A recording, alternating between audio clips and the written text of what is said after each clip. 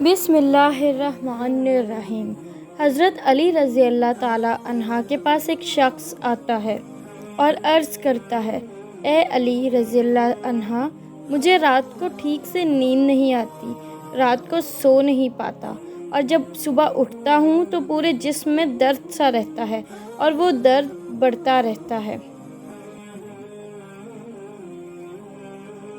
جب وہ اپنا درد حضرت علی رضی اللہ تعالیٰ عنہ کو بیان کر چکا تو انہوں نے اس شخص سے فرمایا کہ اے شخص، اگر تم رات کو پانی پیتے ہو تو پانی پینا بند کر دو، کیونکہ ایسا کرنا صحت کے لیے انتہائی نامناسب ہے، اور رات کو پانی پینے سے جسم میں ایسا درد شروع ہو جاتا ہے، اگر اللہ پاک اسے شفا دینا چاہے تو دے سکتا ہے، ورنہ اس کا علاج ناممکن ہے۔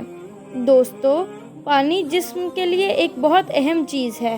جب ہم مناسب مقدار میں پانی نہیں پیتے تو ہمارے جسم سے پانی خشک ہو جاتا ہے، اور اکثر رات کے وقت ہمیں پانی کی ضرورت محسوس ہوتی ہے، اور اکثر لوگ رات کو نیند سے اٹھ کر پانی پیتے ہیں۔ لیکن اب جدید میڈیکل سائنس نے بھی رات کے وقت پانی پینے سے منع کیا ہے۔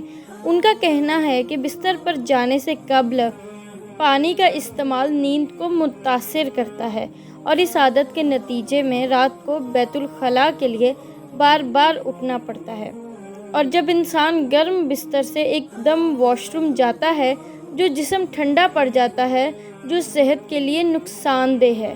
اور دوسری بڑی وجہ یہ ہے کہ اس کا تعلق گردوں کے ساتھ ہے۔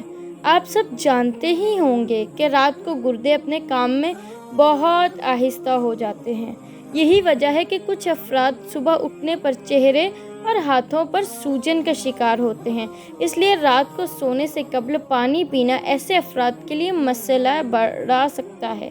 اور تیسری بڑی وجہ، اگر آپ سونے سے قبل پانی پیتے ہیں تو یہ آپ کی نیند میں مداخلت کا سبب بنتا ہے۔